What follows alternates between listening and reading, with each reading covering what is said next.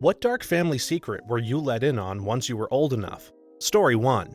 My uncle didn't die in a car accident. He killed his mistress and then killed himself by crashing his car with her body in the trunk. Dude, here's a family story I refer to as the accident. For years, my older sister's bio dad died in an accident when she was 8. She didn't find out until she was a teenager that it wasn't a car accident, it was a painted the ceiling with his brain accident. Anyway, fast forward 30-something years, and my sister deals with a load of mental issues and is constantly treating her children poorly. It's Easter Sunday, and our younger sister is introducing her boyfriend to our family, and it's his first meal with us. Think modern Norman Rockwell-style all-out meals, but with a bunch of kids and family. But my older sister won't stop yelling at her kids. My dad, who has been her only active father, finally snaps and tells her to knock it off. She, a 40-something-year-old woman, pulls the "you're not my dad" line like a crappy teenager. That man goes from calm to red, stands up, veins bulging from his head, and absolutely screams, "Yeah? Your child molester dad blew his head off! He never had to deal with your BS!" And that's how everyone in our family found out what the accident really was and why it happened. That story sure was a wild ride. I hope her sister got some help. Story 2. My dad recently had a vasectomy after I was born, after my mom lying to him about taking birth control resulted in my birth. Our family is great at communication and conflict resolution. I'm glad we all have screwed up histories. I found my half-sister when she was 25 because my nephew did the DNA test on Ancestry.com. We pulled my dad aside to tell him what we discovered, and he replied, "That's the biggest secret that I've kept for 25 years. He was banging her married mom and got pregnant. She always felt different, as she was really petite, with tan skin and curly hair, none of which was in her family. Meeting her was like looking through a mirror into my childhood. She is my twin. My supervisor was supposed to be the last kid her parents had. Dad was cheating with multiple women, so he had a vasectomy without telling the wife. So at least he wouldn't have any kids born on the wrong side of the sheet. Mom, however, knew he was sleeping around and didn't want to have any more kids with a cheater, so she got her tubes tied without telling Dad. 6 years later, Mom found herself pregnant. Mind you, this all came out in an explosive fight when Mom told Dad she was pregnant. Dad accused her of cheating because he had the vasectomy, and she told him that it probably failed the same way the tube tying did. He had to get a second vasectomy. Damn, I had no idea vasectomies had such a high chance of failing. Story 3. I always thought my 2 older brothers got addicted to drugs because of their own decisions and the people they hung out with. It turns out that my dad had been feeding them pills since they were about 10 to shut them up. Years I held resentment against them for not being good older brothers like they should have, only to find out that it was my father, who I had praised all those years, that was truly evil. My brothers are doing mostly fine now. Both struggled but eventually found sobriety. Luckily enough, the family didn't give up on them. We have a pretty good relationship now, and none of us hold anything against each other. We realize that none of us are to blame for the sins of our father. Not sure where Dad is, no contact for about a decade now. In contrast, Mom was and still is an angel. With her showing me who to be and my dad showing me exactly who not to be, I think I turned out pretty okay. A lot of the time, the cycle just continues, but my brother and I managed to break it. A friend of mine got hooked on fentanyl a few years ago. He was buying it on the dark net and selling other drugs to fuel his habits. His sister and brother-in-law were selling fentanyl at the time, and he was supplying it to them because he had the connections, and in his mind, it meant that he could sell them some percent of the product at his total cost and keep the rest to do for free. He OD'd in that first year of his addiction. My other friend, who was living with him at the time, had to do CPR for nearly 8 minutes until the paramedics got there. It's a miracle he survived without long-lasting injuries. My other friend went to my buddy's mother and both of his sisters to try and get help for him to break the addiction. The mom and his other sister tried to help. His sister and husband, who were buying the fentanyl from him, did nothing but further enable him, continuing to place orders with him and keep him around the stuff for their own meager monetary gain. He OD'd twice more. The last one was at his sister's house after he had brought their fent over. She and her husband called 911. Shockingly to me, at that point, they didn't just let him die, and let him take the fall for all of the drugs found at their place. Since they lived within 1,000 feet of a school, his charges were bumped up to a felony. He had thousands in court costs, nearly died 3 times, and was bumped bumped into another world for a couple of years. The only good thing to come out of that was that he finally got clean. Despite the fact that he's the nicest person in the world and he's forgiven his sister and her husband, I never will. I don't hold grudges easily. If someone makes even a modicum of effort to show remorse and regret for their actions, I'll generally let go of that hatred because it's not productive to hold on to. However, I think I'll be carrying this grudge with me all the way to my grave. It's the utmost form of betrayal, selfishness, and utter disregard for your own flesh and blood that I've seen firsthand in my life. Also, my buddy is doing great now. He's worked his way out of that debt from hospital bills and court cases. He was fortunate enough to get the felony off his record, so he doesn't have to report it now, and has all the rights and privileges of non-felons, and he's living his best life. God, my dad thought it was a good idea to give a 12-year-old a mushroom after I was suicidal. Just got separated from my mother and grandpa who loved me, and have cousins telling me every day that I'm not family and that they hated me. Stole and broke my stuff and jumped me 5v1. Never took them, but after I told him I was depressed and had physical pain from the abuse, laughed it off and gave me mushrooms in a chocolate bar. I tripped hard and never fully trusted mushrooms, even store-bought one. Hell, he even told me I could get healed from my depression if I took mushrooms every day, and that was after he told me the story of how his friend fried his brain after taking acid. And he left the part out that he and his friend did the same thing years ago. If you're doing things like that to shut up a child, you shouldn't be a parent. Story 4. I was pretty young when this happened, so the details won't be perfect, but the story is otherwise true. I grew up in a coastal town, and we had some neighbors whom I really liked. My parents were friends with them. Their kids were roughly my age. Wonderful. We played together all the time. One day, they were very suddenly moved. I was a bit confused as there had been no clues that they were going. I remember some police cars and the moving vans weeks later, but that was it. My mother told me that the kid's grandmother had become very ill. The cops came to tell the family, and they left emergently to care for her and never came back. I was only about 5. Seemed legit. Many years later, as an adult and long since moved away from that area, my parents and I were reminiscing over our old home. I mentioned that I wondered whatever happened to them. That's when my mom told me the truth. The parents had gone out that night on a date and left the kids with a 14-year-old babysitter. When they returned home, they found the sitter murdered. Someone had broken into the home and essayed and then killed the sitter. My mom stated the cops think the sitter pretended to be the only one home to protect the kids. When the parents got home, they checked the kids were safe and set them back to sleep. The police obviously immediately came. Once the kids were hard asleep, the parents picked them up, put blankets over their heads, asked the cops to be silent as they walked them out, and took them out of the house. They gave the kids the same story that my parents told me. Grandma was sick and they were going to live with her. Grandma dutifully played along with the ruse for several weeks until the parents could find a new home to live in. The kids were kept unaware of what had happened, just mere feet from them, as they didn't want the kids to be forever terrified of it happening again. Not sure if the kids ever eventually found out the truth of that one. Wow, I hope the killers were found. Story 5.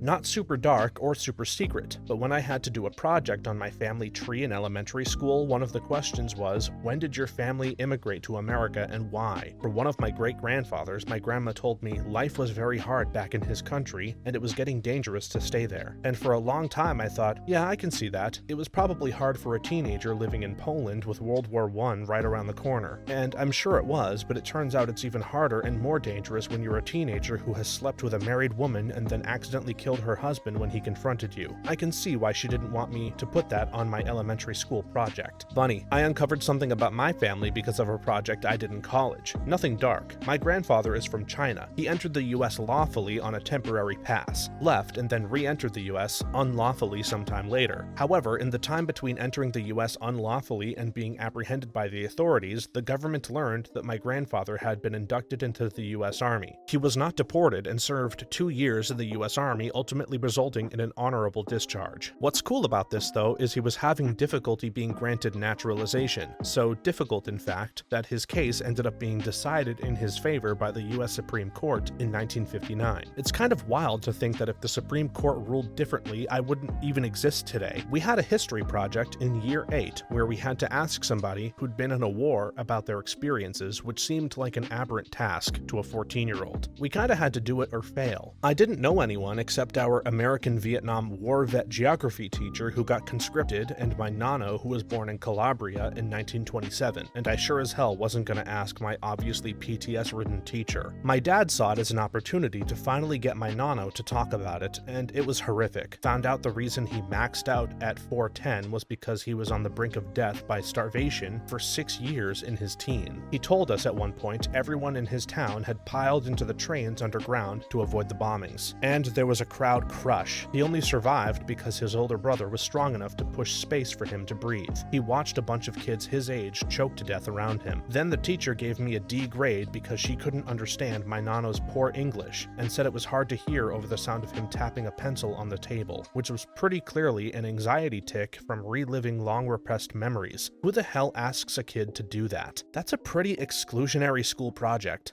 Story 6.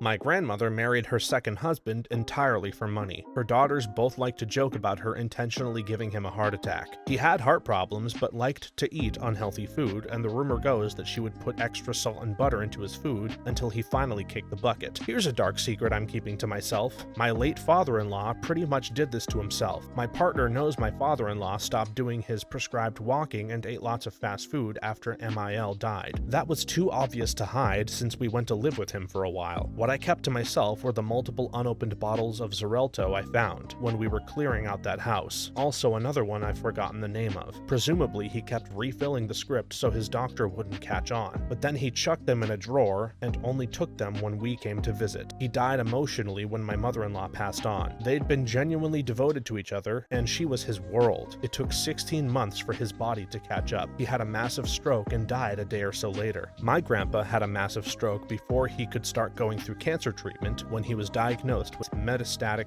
melanoma. A big part of his treatment was going to be making huge lifestyle changes, and he was miserable at the thought of it. The man was in his 80s, flew in 2 wars, quit smoking, quit drinking, and saved over $1 million for the sole purpose that it would go to his children when he died. He deserved the few things in his life that he could enjoy. As awful as it sounds, I'm truly thankful he didn't have to live through trying to miserably elongate a life already well lived. I hate that my family was plowing forward with treatment plans without asking us what he truly wanted. Everything about these stories just sounds awful.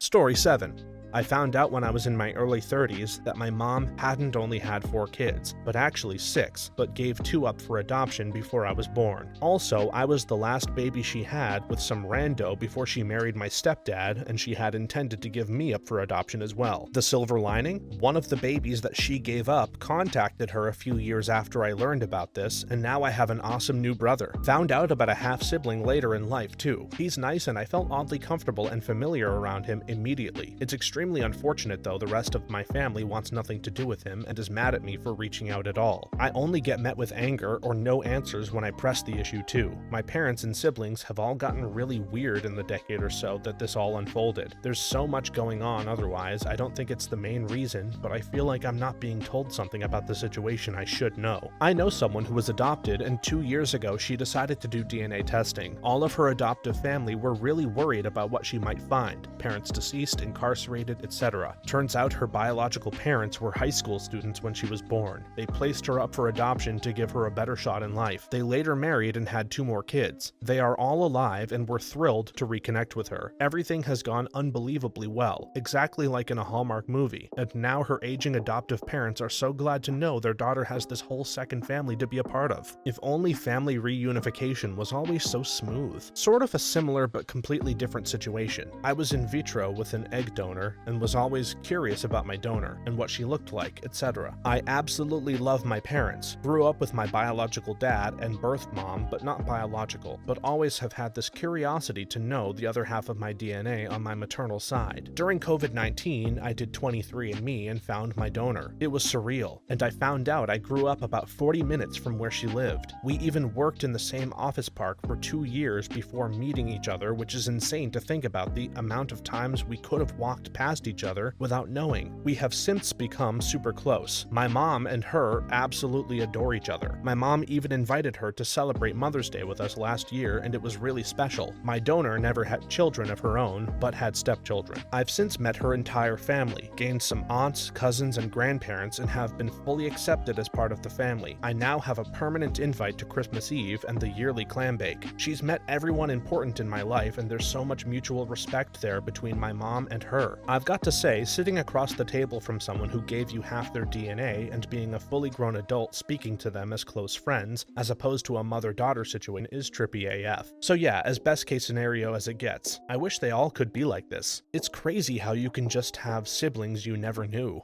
Story 8. My parents took me to Disneyland for my 7th birthday. I recall landing, going to the park, and having a great first day or two. Then my parents had to step out and take a bunch of phone calls. They sounded very stressed. They kept telling me nothing happened and everything was okay. Eventually, we flew home and, surprise, took an extra couple of days to go to the big water park away from home. I fondly remembered this birthday and eventually forgot about any of the weirdness. Maybe 10 years later, my parents finally told me what happened. My uncle, my dad's brother, tried to kill himself on my 7th birthday. He shot himself in the stomach with a rifle. He was poor, addicted to drugs, no work, etc. He felt depressed that my dad had the life he always wanted, so he tried to kill himself. He ended up living. My parents took me to the water park so that we didn't have to come home after he left the hospital. By not telling me, my parents let me keep my birthday as my day, not the day my uncle tried to die. Knowing how a 7-year-old's brain works, I probably would have thought I had something to do with it. My granddad died on my 7th birthday, in nowhere near as horrendous circumstances as what happened to your uncle, mind you. The police showed up at our house around midnight-ish looking for my dad, who was out working a night shift, and I, being 7, excitedly ran downstairs thinking the police had come to wish me a happy birthday. I remember my poor mom parking me in front of the telly with a bowl of Rice Krispies because I couldn't go back to sleep. I ended up not really liking or wanting birthdays for the rest of my childhood, and other than a little meal with my partner, I've never really celebrated them as an adult either. I think I always secretly worried that if I got excited about my birthday, something awful would happen. I hope the uncle is still around.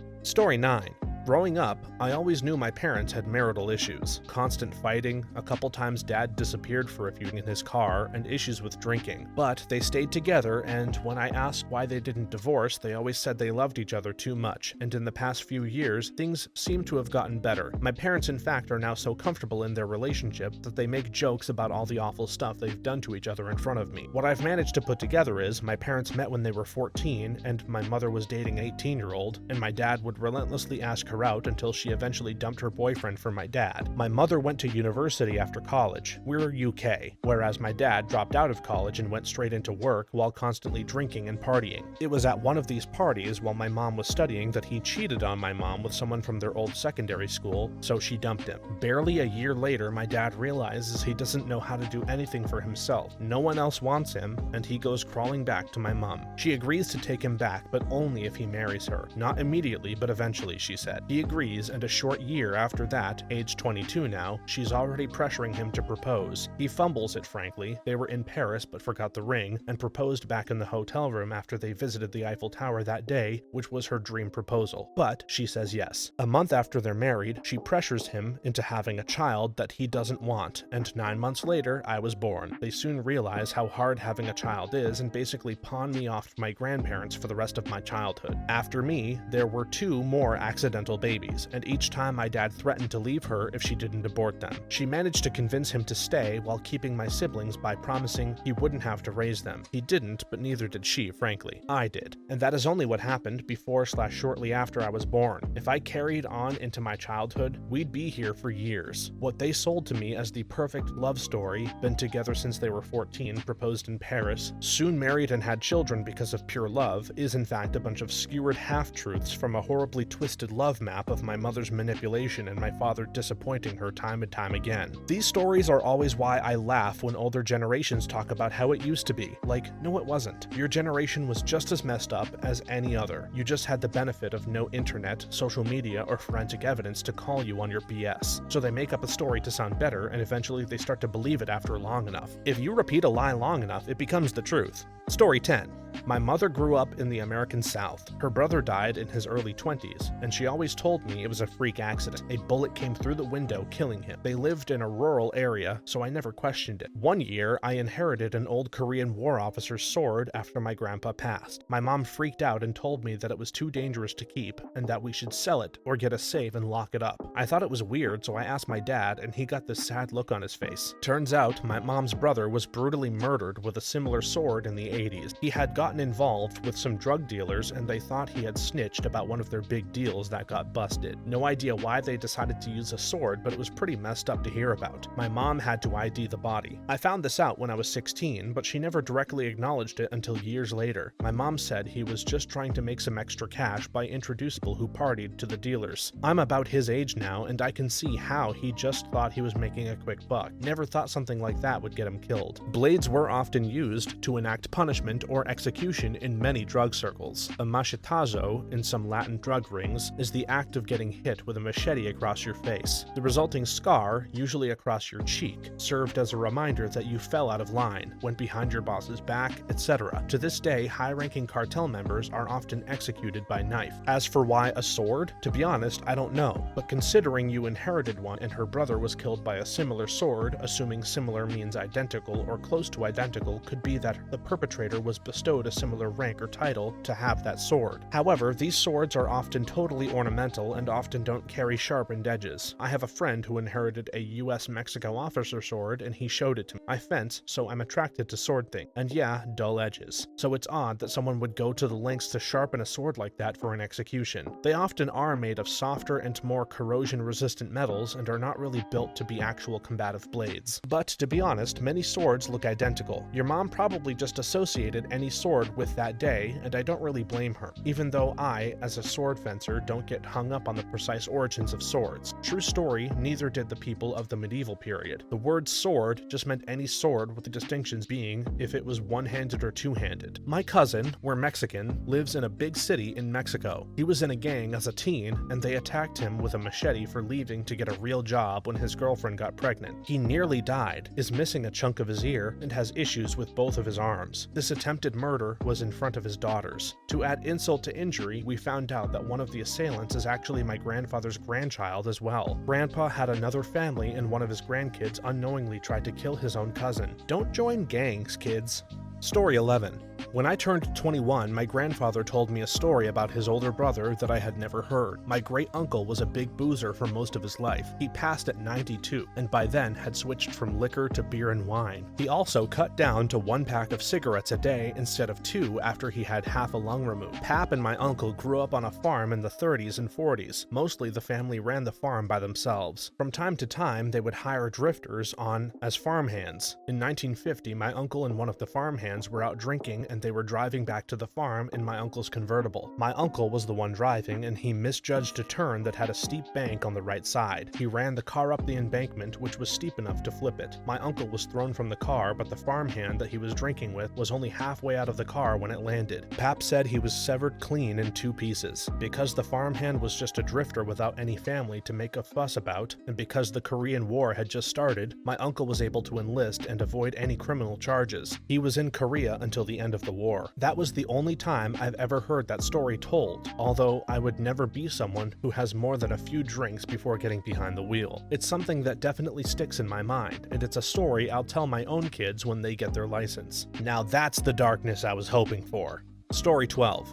From when I was age 6 to 13, my mom dated a fellow named Murray. We all lived together in an old farmhouse. Murray was a wonderful father figure to us, but he also had a drinking and driving problem. And after a particularly nasty accident, Mom waited until he came home from the hospital and was well enough to take care of himself before leaving. The whole time we lived there, my sister and I never went down into the basement, as it was infested with spiders. I always thought it was because of the drinking and driving that she left him, but as it turns out, that was only part of it. The other was that he had a massive grow-op for weed in the basement. Mom stated had the police found out about this, she would have lost custody of us. Murray had long since passed, but he would have had a giggle that weed is legal here now. An older truck driver at work did 5 years for having a roach in a tin in his pocket. I haven't talked to him much, but he was talking to a couple of guys about seeing full-size billboards for dispensaries in the area and how he got so mad the first time he just started laughing hysterically. My uncle caught some charges for having a roach in his car. He was giggly and lost when I gave him a tour of my cannabis processing lab. While standing in front of like 300K in extraction equipment, he and my dad kept saying, "Back in our day, you picked out most of the seeds and it was good to go." Throwback to when weed was treated like heroin. Story 13. My parents had 2 kids before I was born. My mother drowned them in a bathtub during a psychotic episode. Somehow, despite this, and prior mental history of mental illness, she got released and had me a couple of years later. They had another child just before I turned 2, but I never laid eyes on her. Neither of them ever fessed up though. I only found out about their existence after an aunt died and left me her personal effects. I found birth announcements for these other kids in her mementos. I always thought she meant for me to find them. When I asked my parents, they refused to discuss anything related to these kids. A few years later, I went back to my hometown and looked up that date in the newspaper morgue. The friend who went with me was floored. I wasn't really. I'd grown up in fear for my life from her rages. I broke off contact with them as soon as I could. Not just because of this, though it didn't help. I had a slew of my own traumas growing up. It was a huge mistake to let them try to raise another child. I can't imagine the trauma OP must have gone through. Story 14. I had an aunt that I never met, and never knew she existed until very recently. I don't see that side of the family almost ever because they kicked my grandma out of the family after she married a half-black guy. Anyway, this aunt spent the last 30 years of her life in Ancora, an inpatient psychiatric hospital. She lived a perfectly healthy and normal, albeit extremely racist life, until she was in her mid-40s. Then she found out that she was 25% black through some chain of events. I still don't fully understand. She lost it. She was so full of hate that her brain could not accept this information and it broke her. She would just scream the N-word at people and didn't really communicate in any other way. Bit of a meandering response, but I remember reading something a while back about the narratives people have in their heads about themselves and their place in the world, and how some would rather die than have that narrative contradicted. It's not necessarily a dramatic narrative that people have, but can be something menial, like I'm strong and can take care of myself, or I'm smart, or something equally mundane. I guess for your aunt, she'd made being racially pure or whatever such a key part of her identity that she just couldn't compute when she realized that the narrative of herself that had formed her entire life just didn't really exist. It's gotta be nuts growing up in such an environment and then realizing that you are what you hate. However she got the information, it must have been really convincing, because I'm surprised that she accepted its truthfulness enough to go nuts and not just into denial. Story 15. My dad's friend committed suicide by shooting himself in the head in front of my dad and some other friends when he was 15 years old. They were all hanging out at a friend's house having a good time when he went upstairs, grabbed his father's pistol, and came back down calling everyone's attention. He then put the gun to his head, squeezed the trigger, and collapsed behind a couch. They all thought it was some sort of sick joke at first until they looked over the couch and saw his body and the blood. I first heard this story from my mom when I was 18, which explained some of my dad's behavior towards toy guns when I was a kid. But I never brought it up to him. I just hoped that one day he would open up to me about it, and eventually he did, but we haven't talked about it much since then. I'm amazed how my dad turned out to be such a great man having to experience something awful like that at such a young age. But according to him, it's something that never left him either. He still has nightmares about it and gets really uneasy in movies and TV shows when they show someone getting shot in the head. Yeah, the amount of graphic violence in a lot of shows is insane to me, and for those who have witnessed such things firsthand, it can be traumatic. Thank you so much for watching all the way to the end. If you have a similar story that you would like to share with us, please leave it in the comments down below. If you enjoyed this video, please leave us a like and subscribe. For more videos like this one right now, please stop by our channel. We have dozens. Thanks again, and see you next time.